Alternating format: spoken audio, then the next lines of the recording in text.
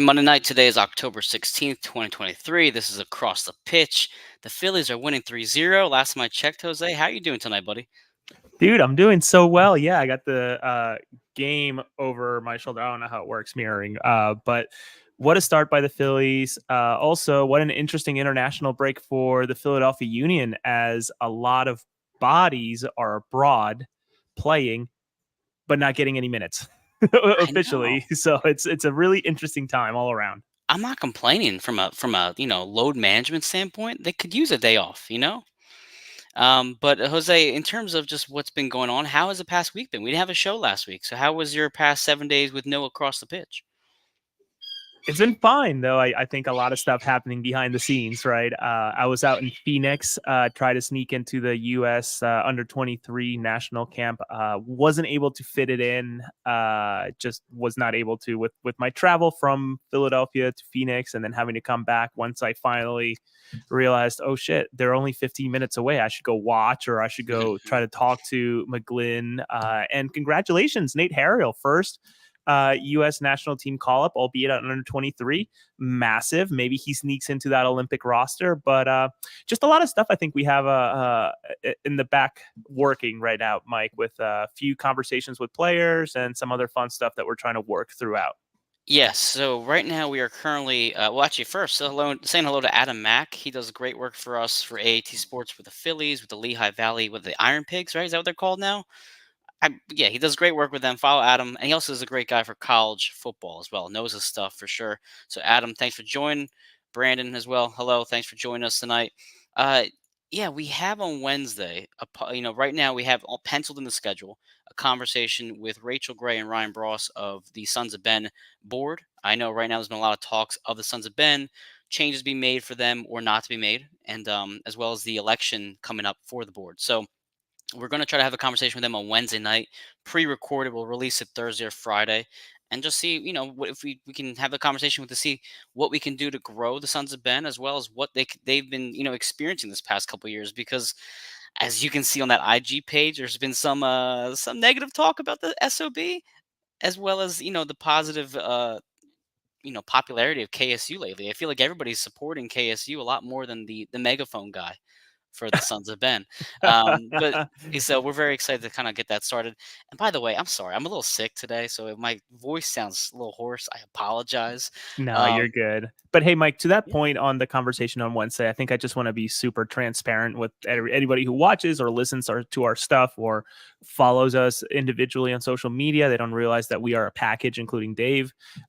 Just to be super clear that we're not here to put out a puff piece for the Sons of Ben. We actually have some pretty good questions that I think will go over well with the audience. We're not going to trash them. That's not what we're here to do, but we're here to actually understand and better figure out, okay, how did this group go from that incredible force that got a soccer team to Chester to now at a crossroads here within itself, and in terms of people who wanted to solve the whole thing apparently, and then not being willing to run for positions, etc.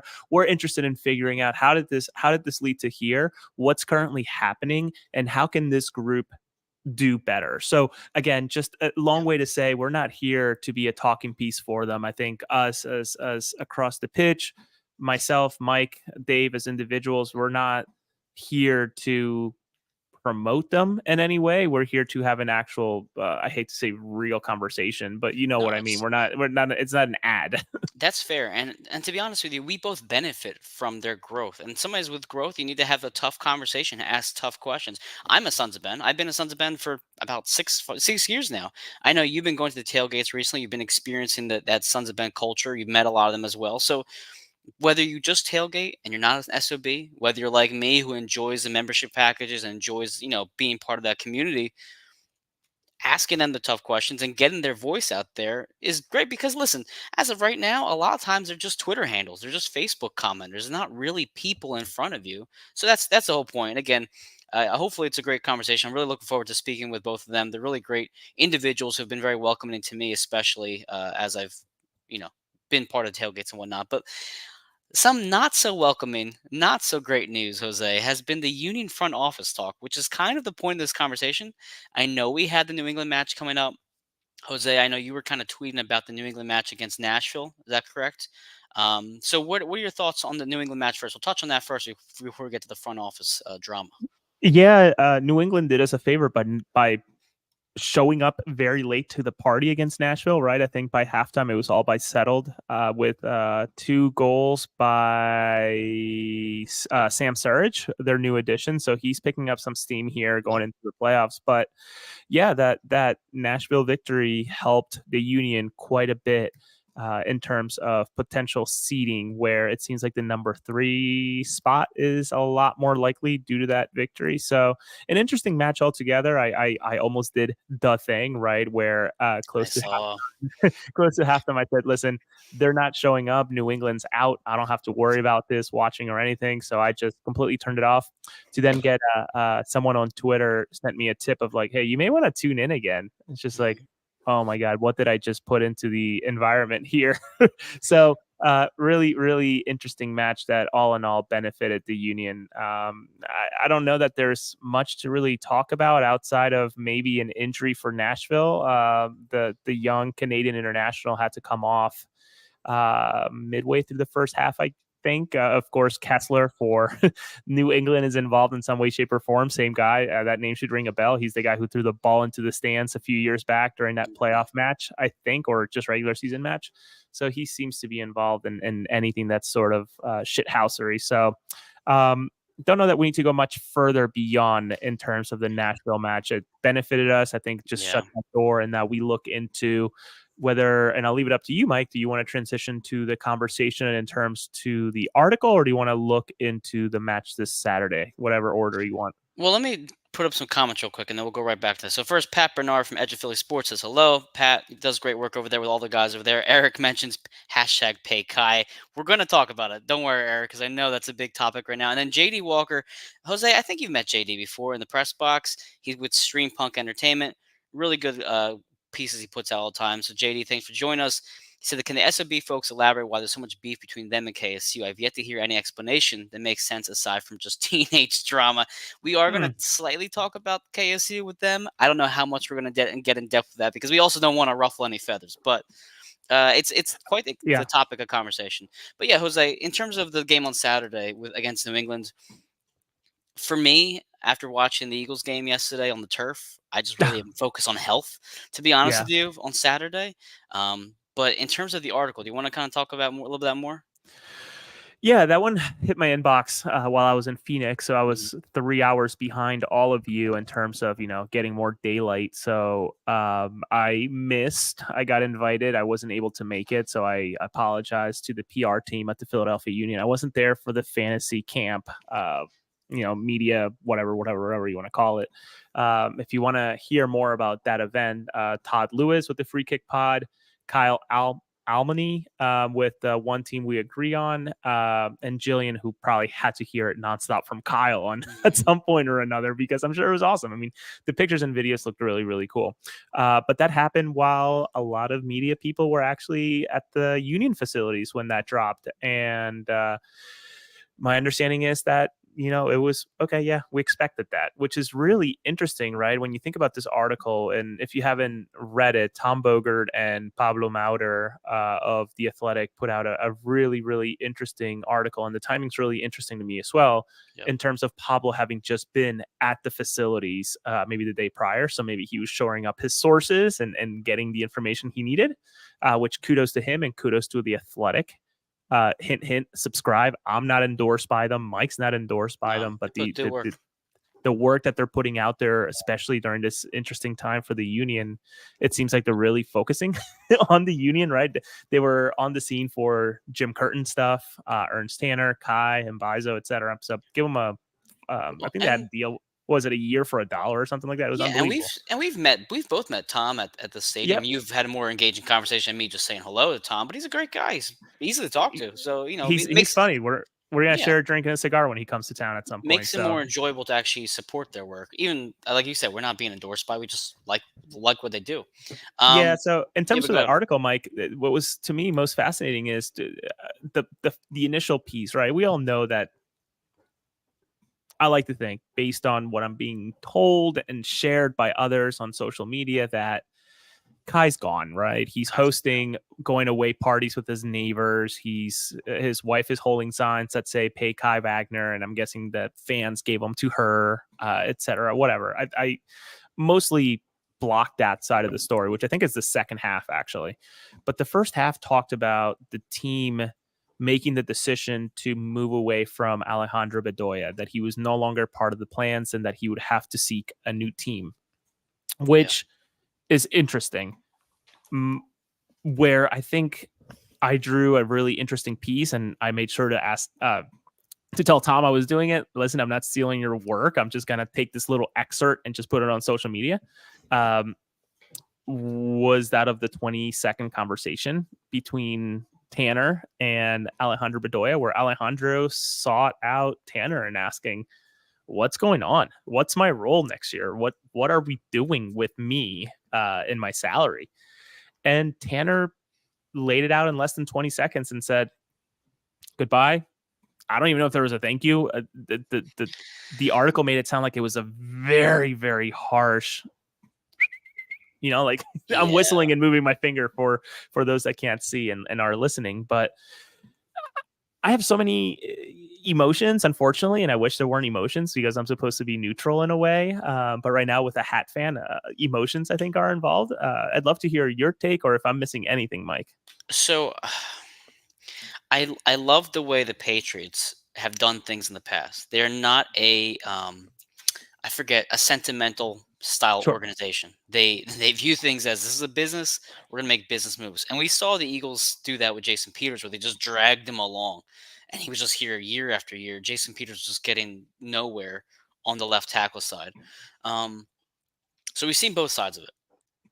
And at the end of the day, this is a business. These players have to understand that sentimental value isn't going to win titles. It's not going to make the team better if you cannot perform at the same level you did the year prior, or the years prior.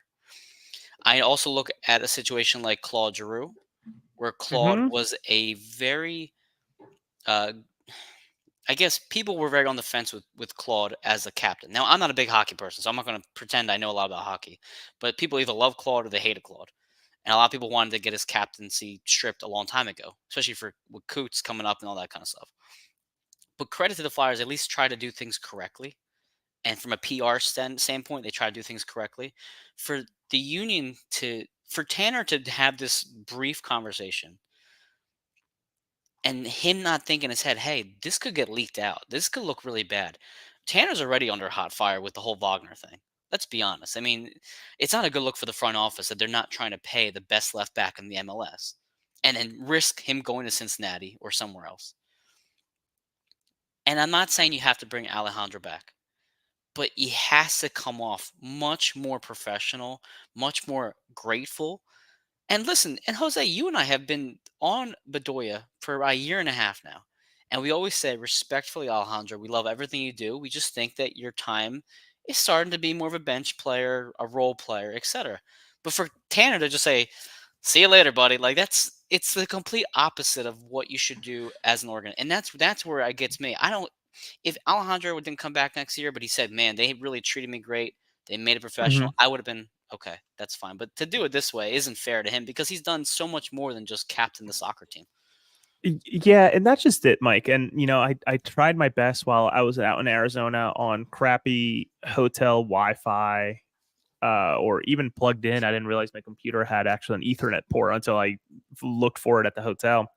But I couldn't, off the top of my head, find once, and I know I've said it multiple times, and you're my witness, Dave's my witness.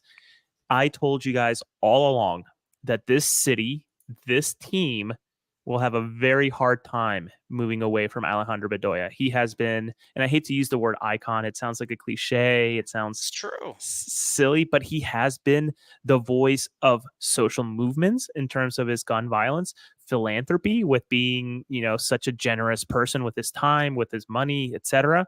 And then finally putting up with this team for as long as it did before it started to pick up, right? While he was the heart of it, building out from the heart out, right? In terms of the spine of he came in when Blake was here already, but Yeah. the Glessnesses, the Kais, moving on from Medujinin and moving on from Papa Pico, Marco Fabian, him coming and going. Yep. So it's a shame, right? If I continue to have the fan hat for a second, it's a shame that it went down that way.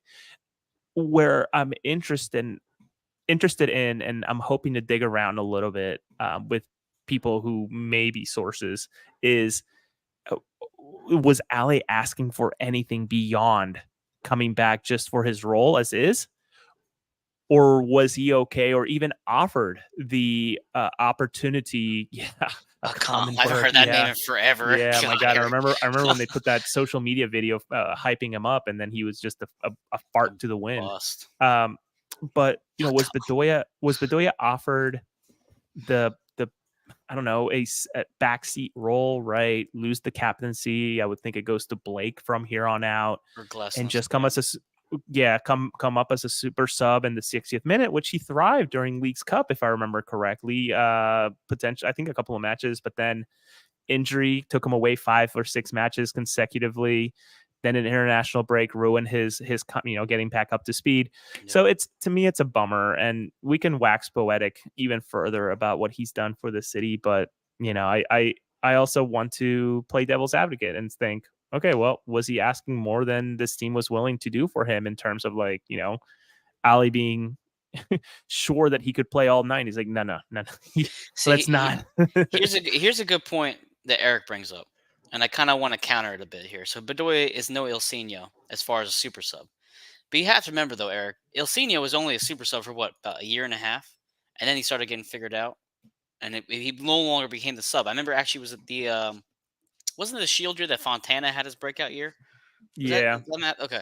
I So think so. I don't think you needed Bedoya to be a super sub as much as you needed somebody who could come in for 20 minutes on occasion and just close out a match because he had enough in the tank to do that for 20 minutes, especially if you had like a 1-0, 2-0 lead. He could do that. And he's also, a good game manager as well. And the players look up to him. What Eric says, scored 3 goals when we needed. That's very true as well. But it's the point being, Eric, I think you didn't need Bedoya to come back for more than just a substitution role. And I was also curious if they were going to offer him anything in terms of like a coaching position or a staff position. If he said, "Hey, I want to retire," can I then kind of move that way into like that staffing? Uh, Honestly, Mike, even just as a club ambassador, right? Yeah, Have him be the face. It seems like he and his wife love being in the city, having the connection, the Scandinavian connection with the Glessnesses, right? Uh, Let him stay in the city, continue to manage all of his investments with the Padel, I think another tech company that he just dumped some money into. Let him continue to focus on that stuff, but show up to pregame stuff as a hmm union ambassador. Go into the city for continued relationships leading up to 2026. Never mind 2024 being Copa America, and then 2025 being the Club World Cup. Right? I'm guessing that Philadelphia will be involved in both as dress rehearsals for of what's course. coming in 2026. So let Bedoya do that. So I wonder, you Mike. Yeah, I think you're right. That's another. This conversation is so nuanced that we don't have any idea what both sides were asking or willing to give. All we got was the result and how it happened. And can I just say, so I posted on Twitter. So you did the conversation with Renee Washington on Philly Yeah, yeah. Sports, which you did a great job, by the way. In Thank that, you. I had mentioned that the way the Union treat Kai Wagner will have generate opinions from other players across the league or other leagues saying that's how the Union treat their best player. They don't pay him, right? And I posted on Twitter. I said, hey, one of the biggest mistakes the Union might make is not paying Kai and it having a negative effect on free agency, etc. Hmm. And people call me stupid. I had a couple negative comments, and I felt like that was fair. And now this is, I think, even worse than the Kai Wagner situation because it's just doubling down on the way the front office views their best players slash captains, right?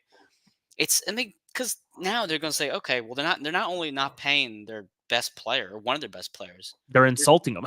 they're insulting one of their better players of the last few years. Excuse me. And you have to assume the morale in the clubhouse or the locker room cannot be good right now. Hearing all that, I mean, you've already had Curtin kind of nudging, sending out subtle nudges all season long to the front office, saying they're not spending enough money. Now you have all this stuff. You could even argue the Sergio Santos stuff last year. Kai was pissed about that. A couple people were upset that they let Sergio go to Cincinnati, although that was a great deal on paper because Sergio could never stay healthy. So I still agree with the deal. I think they caused And his rub. still isn't really healthy in Cincinnati. No, So I think yeah. it was a smart move by Tanner to get rid of Sergio. It just ruffled feathers. But then you have Burke leaving when he really didn't have to go. You could have probably brought him back. It just recently the front office has. I don't want to say making mistakes. I want to say they've done things the wrong way to this point right now. And I think those are two different things. You can do things correctly, but also do things the wrong way. If that makes at all any sense, because it doesn't seem like it does. Well, let's Because we don't let's know the think about outcomes this. yet.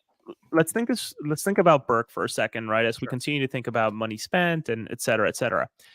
My understanding was that Corey wanted a guaranteed role. I'm sure some sort of pay increase. But can you guess what he's making this year out in New York? No, how much is it making? $570,000. That's it.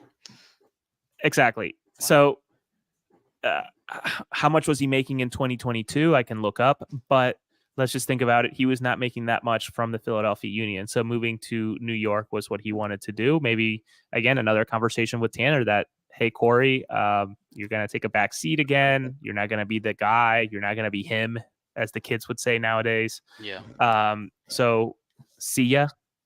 We're going to, send you to New York, etc. Actually, was he a free agent or was he just sent over as a trade? I thought he was a free agent. I don't Okay, think they so brought him back. Maybe I'm I wrong can't though. remember. Yeah, I It's can't it's a remember. But blur. This whole anyways, season's been a blur. right. Anyway, so he ended up in New York making 571K. So that's interesting to me in terms of like, okay, yeah, this front office is very committed to playing the money ball game, and that's fine. But when we have the head coach saying, yeah, we don't have a guy that other teams are afraid of, we have a group that they're afraid of, not a specific guy, or complaining about the situation with the field because construction was too slow and they had to play on a tough surface. It's just a mess, man. It's all just seems to. Thank you, Kyle. He was a free agent.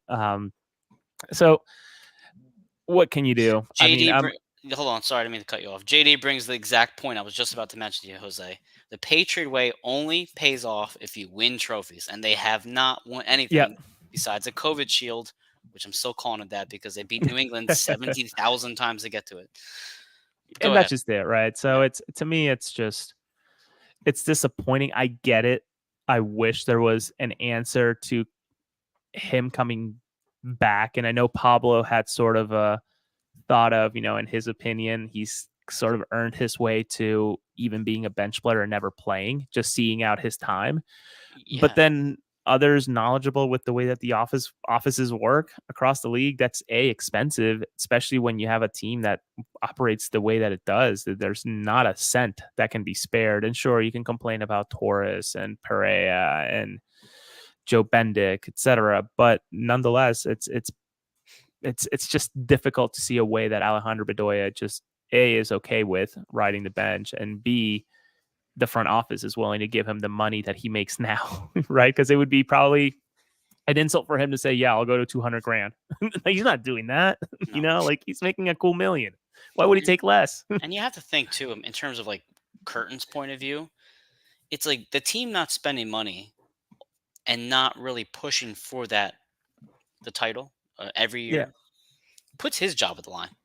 It really does because ultimately, if the team doesn't win, the fans are going to say, "Well, you got to fire Curtin." I've heard much more people saying fire Curtin than I've heard get rid of Tanner. I Oh, mean, really? I feel like it's the opposite. you think it's okay? Why do you think it's the opposite? I feel like over the past I don't know how many years, it's always been close the Oh, curtain. never So mind. I'm having like recency bias where like after, and this is probably a point of conversation too, is voices in the locker room are backing the story and making it okay. This is not just an unnamed source, but when you have a Jacob Glessness going out there and posting, you got to do right by the guy who's been here 7.5 years. I'm paraphrasing, so I yeah, apologize. You can look it up online. Um, it the story's true. And I can only imagine to be a fly on the wall in the virtual room that is a WhatsApp chat, right? To be in that team WhatsApp chat and have the story go out. And then, I'm sure some players only finding out then, some players who've known for a little bit. Obviously, everybody's closer in a different way to one another, I'm sure, in that locker room, just like friends, Yeah, right? sure. So, um, I man, when you have players like Glessner saying stuff like that in the public, someone who is very quiet, very well spoken, at least to us in person, very thoughtful about the words he uses. Sure. When he puts something out like that, that words matter to And him. he just got paid by the union too. And that's the other thing. And I think that's sort of like, if you're thinking about the different things that are crashing at this moment back to back to back, if you're Kai Wagner and you see Elliott, Lessness. I think Blake also re-signed not too long ago, You like got a Jose year or two ago. Martinez. Martinez, they're getting paid. Why can't he? Right, and that's a different conversation, and I think we have differing thoughts about it. Um, but to have leaders in that locker room going back the story publicly, it's kind of like, man, what bad timing. It's the worst timing because it's not like last year where you had such a historic season where you knew this team was just going to roll through the playoffs, which is what they basically, they didn't roll through, but they got through it to the MLS Cup. You don't have the same confidence in this team as you did last year. Not So one one not 1 ounce. there's two ways this could go, in my opinion, right? Either A, it's just a big circus in their heads. They can't clearly play and they fall flat first round, second round, etc. Or B, they rally together as players and win it for themselves and win it for Curtin and use it as motivation to take their game next level. Unfortunately, it's probably more of the former rather than the latter because they're just not healthy. They just haven't playing that well all consistently all year, um, and it's going to be because this was such a fun window of union soccer from the MLS Cup is back till about now, or MLS is back tournament till about now. It's been a lot of fun for the union. It's been a really good organization. They've been one of the more highly regarded organizations in the MLS and in North America. And now all of a sudden there's these poor spots of opinion being put on them. And it just feels like if they don't make if they don't make the MLS Cup this year, it's just gonna be a really sour taste at the end of this era of union soccer. And that's very true, Mike. That's a very salient point. Um, but I'm really interested to hear from, not that they would tell me, and frankly, not sure that I would find it appropriate to ask. But when you think about players on their way out that are not free agents, right? I think a lot of us are already boxing up Julian Carranza, right? Someone who's gonna exit. He's had offers. We have the Ty Baribo purchase as insurance to make sure that we have a body in place, etc. What is a Julian Carranza thinking right now, right? When he sees all of this developing, Yeah, I mean, right? And especially because he knows he's gonna get a big check somewhere else. right. Yeah, and that's it, right? Like what is he thinking? What's what's going on in his head, etc. So it's, to me, it's just You know what I was so thinking? much going, so many variables moving. I was thinking too is that Curtin is also a Philadelphia guy, and if anybody can appreciate the value of treating your players with respect, it's Curtin. So if there was already some sort of like tension between Curtin and Tanner, which we've kind of seen all season from based off his press conferences, you have to then think like Curtin's probably like, man, like this is Philadelphia. You don't treat your players like this in Philadelphia, and that doesn't mean, like I said, bringing him back off a $1 billion contract and everything, and playing him like they did Jason Peters. But you have to think that he at least feels some sort of sympathy for Allie, and you have to think he probably views it a little bit like a fan too, because he understands the way we think. He understands what we're going through. He understands why people tailgate Phillies games at 7 o'clock in the morning when the game's at 8 o'clock. And by the way, they're still winning. So it's. I know Curtin's going to be around for 2 more years, but if this was ever a kind of an inkling for him, like, listen, if I get an offer somewhere else in a year, maybe I'm out the door because it's not like Tanner's going to have my back. Unless you don't think that is how he would think. I mean, it's something to at least process, in my opinion. Right. I don't know what the relationship is like, right?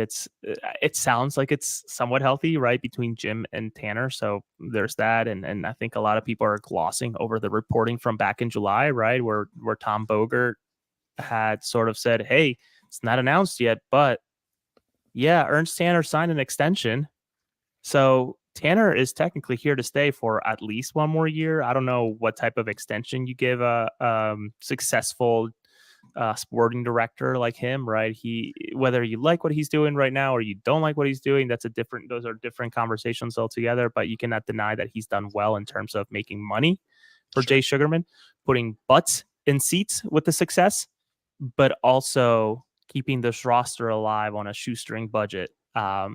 Or this franchise alive in a shoestring budget. You cannot deny that. No, absolutely not. So, Jose, I mean, we can go on this topic, I think, for another hour or so. But besides that, we do have a match on Saturday, and then we get a little bit of a break before the playoffs start. As of right now, the Philadelphia Union sit in third place. They have 55 points. Columbus is at 54. New England is at 52. So, if I remember correctly, the goal differential being what it is, the Union would have to lose by 6 to then be hopped over by New England, right? That's correct. Wouldn't it be three because it'd be scoring against one another? So as they gain three, we lose three. You're probably right. Unless it's talking about being.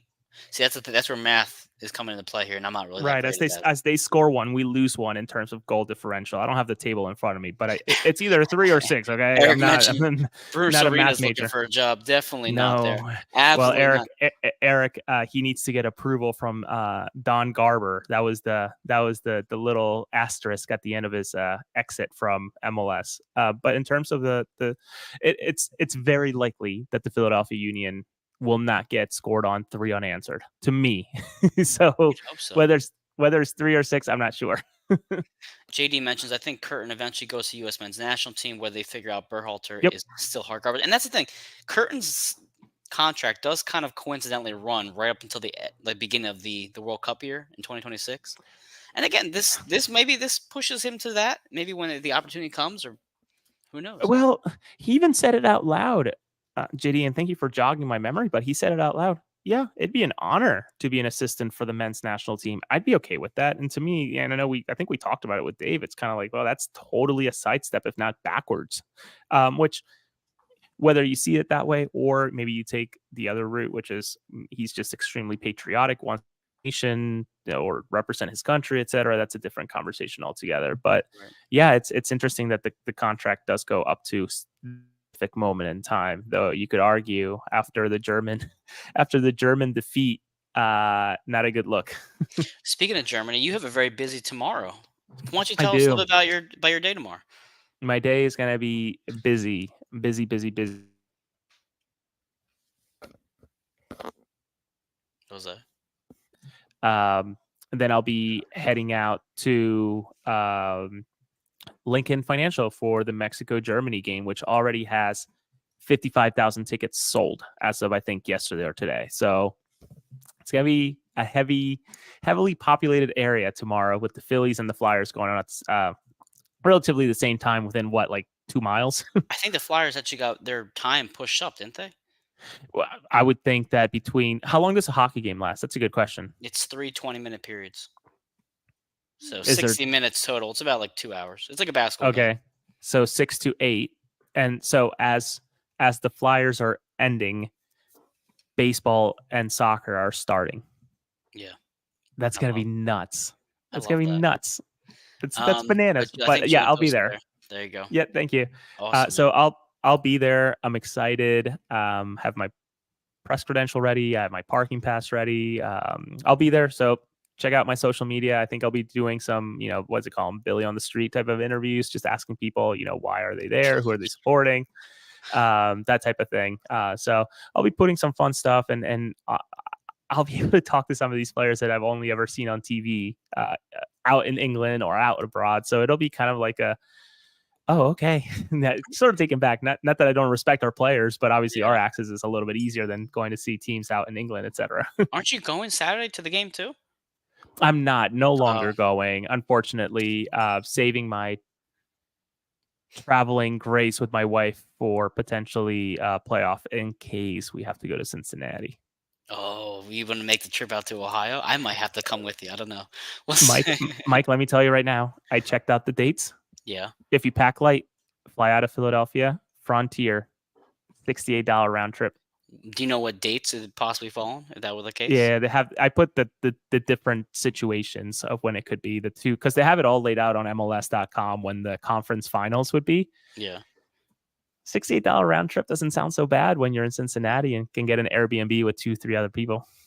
I like it, man. Well, listen, the Union have the game on Saturday. I mean, any predictions? I know we kind of have. We don't even really know what the lineup is going to come out on Saturday. I know New England might be. They're still vying for a playoff spot. So, what do you think the lineup's going to be like on Saturday? Well, I'm fairly certain that they have a playoff spot secured. It's Yes, just whether they wanted to seeding. be, yeah, whether they wanted to be fourth or potentially between fifth and third because Yeah. they're at 52, Union are at 55. So obviously the hopping about can happen, and then you have Columbus going on at the same time or whatever. 50 are they done actually? Is Columbus done? 34 matches is the season. No, Columbus has a match. I don't know who they play, but Yep. yeah, the only teams that have fewer than 33 matches are the Miami and Charlottes, which they have to face one another. And that was the goofy part, right? Because DC was eliminated despite being in a playoff spot last week I because they know. already played all 34 and everybody else could gain at least a point to win it or The get in. the Red Bull have made a recent surge to the last playoff Yeah. spot. So we'll see if they can pull it off. It's gonna be a But good it's fight for interesting. everybody. Yeah, go ahead. Yeah, it's interesting. New England winless in 3 and just took 2 goals against Nashville, then 2 goals against, I'm sorry, 3 goals against Nashville, 3 goals against Orlando, and 2 against Columbus. So in the last 3 matches, they've let in 8 goals. That doesn't look good. Well, I mean, as you know, Philadelphia Union history, it's like, well, anytime we're playing a team that gives up a lot of goals, we're of course not going to score any. Why would we? Why would it then make any sense at all? It's Never like mind play on turf. yeah, it's like the Eagles playing the Jets. You think they're just going to beat them, and then they just don't. I'm still There's salty no about throttling, no throttling this weekend, I no, don't think. none. So no, I Unless, think unless it's at the Almany home, I don't know. I think the lineup will be. I mean, well, who's coming back? Is anybody missing right now for injury or no? Well, Leon's supposedly back, right? Yes, that's what I've heard. So and this is the other aspect that I don't want to get too involved in. I really don't, but Mhm. I don't know the status of Ty Bariba with everything going on in Israel, Israel. right? I'm not sure if he had to go and help as a draftee, or if his work, professional athlete status keeps him away from that. Kind of like how I think Yuming Sun, I think from or the song guy from Tottenham, he Right. got a very very reduced time that he had to spend with the army because he's done so well as a professional player. So I'm not sure what's going on with Ty Bariba in terms of the Israel duties, if any. So um, thank you, JD. Columbus plays Montreal. Yeah, and Montreal I think is hunting right now, hunting very hard. Hmm. Yeah. Yeah, Montreal's hunting. Um, So, I mean, Leon's the only one coming back so far. The only minutes that Union players have seen were, well, up till yesterday. Blake and Blake. Lowe played full 90s yesterday, beating Haiti, barely beating Haiti. Though that field was a cow pasture. You could tell by the way the ball was bouncing. And then Was it like the El Mbaiso played. Salvador pitch when we played them? Yeah. Yeah, it was bad, man. And then Mbaiso played 4 minutes against Russia. I don't think he was used today. He wasn't even on the roster sheet against Senegal. So I don't know what was up with that. Maybe he was released after Russia. I'm not sure. Yeah. But Gastag plays before Saturday. Martinez plays tomorrow against Chile, I believe. Yeah. So hopefully those two come back healthy. Hopefully Gazdag doesn't really play a whole lot selfishly. He's been playing so much, and he's already been dealing with that knee issue. Yeah, and hopefully Martinez has an excellent game. He was not used against Brazil. I sort of understand that it was a cautionary move in case of cards leading into the Chile game because the Chile Venezuela rivalry is a little bit stronger. Venezuela getting a tie against Brazil is a miracle, especially when you think about the big dogs there, where you have the top four that are Argentina, Brazil, Yeah. throw in I don't know. You could say Paraguay as of late, et cetera. So it's a battle out there, but hopefully everybody comes back healthy. But I also wonder how's Gleston's feeling, right? What was his practice over the break? Hopefully that soon to be or in the making of a sports hernia has sort of like calmed down a little bit. Well, I know we had talked about this earlier this year, and we'll wrap it up after this too, since it's been kind of like just a weird show of front office drama. But I know we talked about this earlier the year. We weren't worried about the Union making the playoffs. We were worried about the players making the playoffs healthy. Mm, So to your point, it's been a nice little break for us as content creators. I'm sure some of the players have enjoyed the time off to rest their bodies to heal up. Especially, I know just even players like Bueno, right? He coming off that international injury, or the injury that kept him off the international team. And JD mentions, I don't care about athlete stats. I believe, especially in the current situation, Israel national team games were all postponed in the last international break, so Brewo might get recalled soon. There you go. Thanks, JD, for that. yeah, I Um, knew that they were postponed. I just didn't know where. I literally don't know where physically Ty is. I yeah, genuinely have no idea if he's. I don't even know if he lives in Jersey or in Pennsylvania. So I'm not even sure if he's in the country. Period. he's a mysterious guy so far. We don't know much about him. Let me read off Yeah. the sponsors and then we'll call it a day. We have, let's see here. Let me go find the sponsors first. Here we go. Allstate Insurance Agency-Debora Sigler at 6750 Iroquois Trail number 3 rather, in Allentown, PA, specializes in insurance for auto, home, renters, life, and much more. Get a quote today by calling 610-395-6100. Vinny's Pizza and Restaurant. Discover a new favorite by trying their top pizzas in Allentown, plus pasta salads, calzones, sandwiches, and more. Check out their menu at vinnyspizzarestaurant.com. We have Stuffed at the Grills, offering a unique twist on a traditional sandwich shop. They have homemade hot and cold sandwiches, salads, appetizers, and baked goods available for all events at stuffthegirls.com. Manscaped, get 20% off. Apply using the code AAT Sports via manscaped.com. And the Philly Sports Trips, we already had the New York trip, but we have the Washington trip still. You go to phillysportstrips.com and select Allentown pickup at checkout. Jose, my voice is killing me today. I'm sorry. I try to get through it as best I can. Any last thought before we sign off tonight? No, thank you for listening. Thank you for watching. Yeah, Been a long season. I know we're approaching game 34 yeah. of the regular season, never mind the 7 or 8 of Leagues Cup, et cetera, et cetera. So again, thank you for everybody that follows our content, whether it's me individually or us as a group with Mike, you, and Dave. And be on the lookout tomorrow. Certainly getting content out for Mexico versus Germany. And then hopefully the conversation I try to have, I try to talk with, and this was foolish on my end. I try to get on a Zoom with Julian Carranza while I was at the Phoenix airport. Here comes a plane from Boston. I kid you not, my terminal went from 5 people to 80. So my Oh, connection man. just went to shit. And we Yeah. were having a great conversation. So hopefully I'm able to stop on at their campus tomorrow. If not, find a time this week to continue that. So that'll be a conversation fully in Spanish with subtitles. I have the time to do them this time, unlike the LBF video, which I apologize. I'm just going to have to move on from that one. But just keep an eye out for content and let's see where we go, man. I'm hoping that this, is it fair to call it a bombshell report? Yeah, I think so. Okay.